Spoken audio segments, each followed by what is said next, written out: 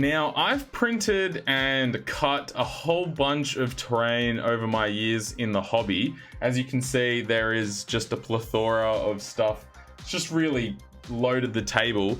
But we're going to find out which method of making terrain is best for your wargaming needs. In the video, we're going to be looking at lasercut MDF, resin, and filament 3D printing. My name's Andrew, and welcome to Habes' Hobbies. This channel's all about 3D printing, wargaming, and miniature painting. Haven't done much wargaming yet. Maybe they'll come up soon. This isn't a full comprehensive test, really hitting the scientific methods of all these different types are there manufacturing processes to get the terrain, but I'm just sharing a bit from my experience, and hopefully that can help you work out which you need to get the wargaming terrain for you. For a lot of the kind of print time and material usage, I'm just going to be using the slicing software's estimations. I know that they're not always 100% accurate, but for me, I think they'll give us a nice ballpark of just how long the different methods take. All of them produce some kind of waste, whether that be from supports or offcuts, so I'm not going to take that into too much consideration. Okay, so what is each method when you break it down? Hopefully I can do this well. Well, laser cutting, it uses the CNC machine with in essence, a sophisticated heat beam, which we called a laser. For the long RAY5, which I'm using, it is a diode laser, but basically the laser head is controlled and it cuts out a pattern depending on what design you've put in. It can also engrave to add extra detail and lines onto the parts that you're cutting, but you're basically, in one sense, printing 2D parts, which you assemble and build 3-dimensional terrain pieces. Resin printing, it basically takes its build plate and lowers it into a vat of liquid resin. There it has a screen which emits a picture using UV light, and then that cures the resin in that particular shape, and then it rinses and repeats and does that for multiple layers. Finally, FDM, or I have to read this, fused deposition. One eternity later. Fused deposition modeling uses melted filament to build up the prints, almost like a soft serve cone, kind of working it in layer by layer. Timestamps are below for the different things, but we're going to be first looking at lasercut FDM terrain. Now, I'm only new to laser cutting and engraving. What the hell was that? Scary. I got sent the long RAY5 and I've only been using it for like 2 weeks. You can watch my previous video where I kind of share my first week with it, but it's been pretty simple and I've enjoyed it a lot just because it's quite quick when it comes to making terrain. The big thing with MDF is it is cheap. Like, I'm using 3mm sheets and they're about 900 by 600 mil, and they're like $5 at the local hardware store. That gets you 2 and a bit full build volumes with this laser cutter, so that's some pretty good value. The problem is you go through materials so quickly. Like, I've used up 4 sheets in the last 2 weeks. I gotta pump those numbers up. Those are rookie numbers in this racket. Laser cutters are usually quite quick. Well, this, like the long RAY5 at least, is like between 1 and 2 hours I can cut and engrave the full build plate depending on how intricate the design is. So like, you can pump out a board pretty quickly. Like, once the machine's cut out the first bit, you can start assembling and cleaning that up while the next bit is being cut, and then you can get a lot done pretty quickly. For me, I was able to cut and assemble all these pieces while the filament printer only produced this. So it really shows you how much can be done with a laser cutter and / engraver. One of the things that can be a bit annoying is the pieces do break a little bit, but because it cuts so quickly, I had some bits break and then I just cut them again in 10-15 minutes. I had the pieces ready to go and there was no cleaning or anything like that. Another big win for MDF terrain is it's quite sturdy, because you're usually making like compact blocks and pieces like that. They're just like, I don't know, how do I describe it? Like, look at this. When you're pushing like the pressure like that way, like with the MDF, like if you push straight into it, like it's not as strong that way, but just like it's solid like this. Yeah, don't push like that. Oh, you should also read what this thing says. Wow. One of the big wins for it also is it has a pretty big workspace. Long RAY5, 400 by 400 mil. That's pretty crazy, 40 centimeter by 40 centimeters. There are obviously printers like Resin, FDM. Oh, Resin, are there Resin ones? I'll have to look into that have the similar kind of space. But like, this kind of size is almost like the average of what you're expecting for a laser cutter in terms of the work area. So like, you can fit a lot in it. Another great thing with MDF terrain is if it's designed to be disassembled and assembled often, then storage is really easy because everything's basically flat packed and you just disassemble it and then chuck it in a drawer that can be stacked very easily. Cons? Now this one, I don't know, this might be just me nitpicking, but file compatibility.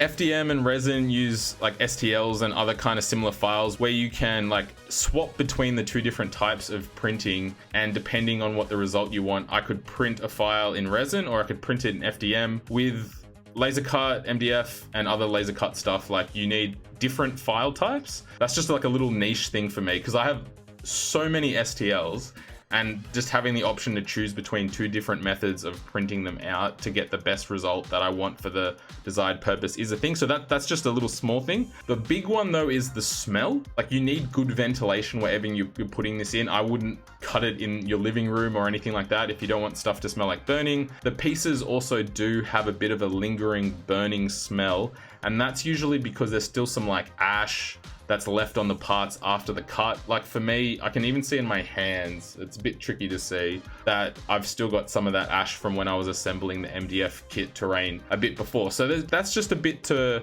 be aware of, but it does go away after some time. So ventilation, you also need to wear your safety glasses. So there's a bit of safety stuff, but I guess that's just kind of a given. I wouldn't leave it unattended, particularly just because of the risk of a fire. Even though the machine has a way to turn itself off, that's just one of the things that I would be aware of. Another thing, this could just be the designer that I chose, Bilbostomper. Like I haven't explored other people's creations, but he just didn't have enough tolerances in some of the pieces. So for a lot of the bits that are supposed to interconnect, I've just cut off the tabs and then glued them together. So it can be quite frustrating when you're trying to force stuff together and then the pieces break. But that's just like me nitpicking, or it could just be one creator. His stairs turned out really nicely though. This fit together perfectly, no issues.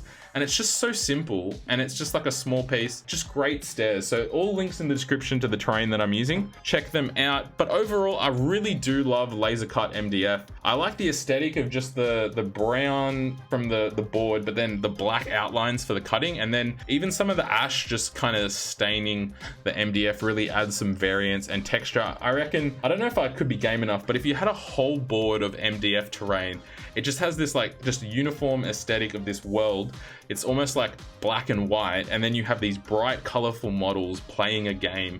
Like that would look pretty sick. They would just stand out and pop. And so yeah, maybe that's something I do later on if I don't know, can be bothered. But the problem I'm having with terrain at the moment is storage. If you want to check out the RAY5 for laser engraving, there is a link in the description, and I think there's a discount code, and that's an affiliate link, so it helps out the channel. We're going to move on now to resin printing. Now, the biggest win for resin printing is detail. Resin prints, just because of the way that they print and the tolerances, you can get some really good detail. Sometimes it's really hard to see the layer lines. I know you can always like zoom in and see them, but when you compare them to FDM, like it's just no contest. I get people can dial in the FDM printers, but just resin, the big thing you're playing for is detail. I haven't printed too much terrain in resin, and when we start talking about the negatives, you'll start to hear why. But here's a container that I printed in resin. See, like the detail's pretty good. You could, like, this thing's probably not too complicated. That filament wouldn't be too bad, or even FDM if you get the design and then you just make a box. The next one that I did in resin was this like down plane, and I've done them in FDM as well, and you can see the difference. Another big win for resin printing is its scalability / speed. Because of the way that it prints, it's printing layer by layer, and any item, it's getting that printed in that layer. Whereas lasercut and FDM, it's got to go to the certain part where it's up to and do it individually. Where resin, if you have one item printing, say I have one piece of terrain and it prints in 3 hours, if I stack the build plate with 10 of those, it would still print in 3 hours. And so the thing that limits your printing time is your layer height. So if you have the build plate size, you could print multiple things of the same object, or just multiple different objects, and it would be done at the speed of the highest thing, if that all makes sense. So with lasercut or MDF, you literally, if you're adding another object of the same kind, you're doubling the time, because it's got to do each item individually. So resin printing, the speed is really good. Cons: Resin can be really expensive. It just is, just how it is. So when I printed these Gaahleri dark walls, you can watch the video, but it was about 2 bottles of resin, and I think that resin was like $35-40 a bottle. So that was like $70-80 Australian per bottle. So the cost can be a factor if you're printing a lot of things. Like this is just on average, resin build plates are just smaller than FDM build plates, but also just smaller in work area compared to a laser engraver or cutter. So just in general, you're gonna have a smaller space. So even though you can print faster, you might have to do multiple prints to print the same thing that could fit on an FDM printer, or you might have to print something that's large in parts. I get you can mix with different resins and get really tough, flexible parts, but on average, it is a bit more fragile. I just chuck all my terrain in a box. You got to be careful that things aren't breaking off. But basically, yeah, resin, just a chance of things breaking just more on average. The weight, resin is just the most dense material out of the different methods we're looking at, so things are going to weigh more. So that's not too much of an issue, but it just depends on how you're storing things and if you're carrying it around or moving around. The biggest one for resin that's a con is just the cleaning aspect or the post-printing processing. You need to use chemicals, you need to wash it, then cure it with UV light. You need to wear like gloves, respirator, just all that safety stuff you need to adhere to. And my suggestion would be like to look up the safety stuff properly. Don't go look up Facebook groups and stuff about what they say,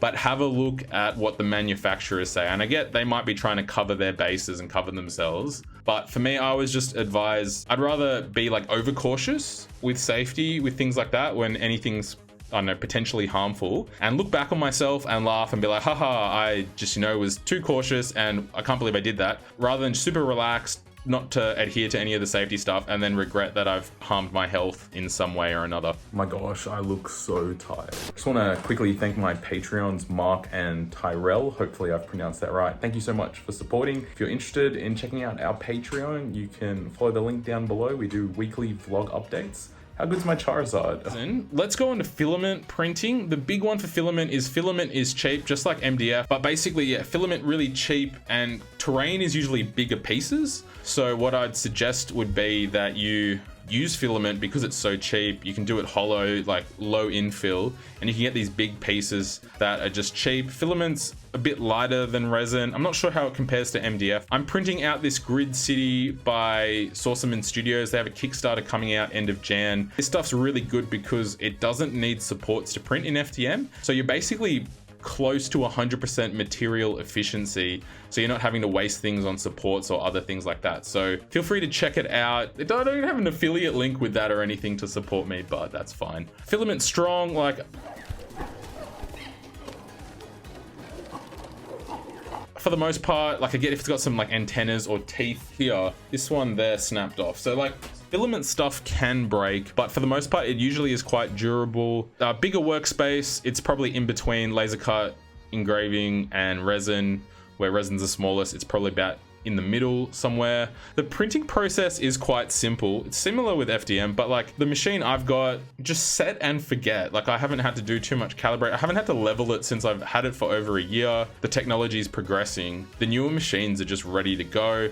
Let's go look at the cons. Cons, the big one is detail. You can see the layer lines a lot, even if you calibrate your machine. Like things are getting better, but it really hinders popular painting techniques, which include using washes or like contrast speed paints, or using dry brushing, because you pick out the layer lines, or those kind of one coat paints seep into the layer lines, so they really accentuate that. The other thing with FDM printing is it is really slow. Like I was saying, if you want to print, if one piece takes 5 hours, printing 2 of the same piece on average will probably be 10 and a bit hours. It's like double and a little bit because it's got to move between the 2 parts. But you're basically, yeah, you don't get the use of resin printing where you can just stack things. So it can be really slow. This piece from the Grid City Kickstarter, like this was 11 hours. Like this just little double bit, 11 hours. So just, yeah, let that sink in. It can take up a bit of time, but if you're not in a hurry, it can be quite easy and you just keep the prints going one after another. Just some other thoughts while I'm here. I think the best approach really is in a lot of things. It's not just exclusively picking one or the other. It's using a mix of all 3. I think you could probably do like MDF frames. So like laser cut like the frames of stuff, then use resin for like door frames, windows, all those kind of fine intricate detail stuff, stick them on. Then maybe use FDM for maybe some odd 3D shapes like rocks and big things like that, and then chuck in some resin detail bits to kind of like make it a little nicer. Then chuck in like your static grass and all those other random like texture paints. But if you're just looking for like one specific thing, I probably would recommend MDF. You get the right files, it all just kind of looks nice. You can always paint everything. Leave a comment which method you prefer for making your wargaming terrain. Check out this hobby related video. Thank you for watching and happy hobbying.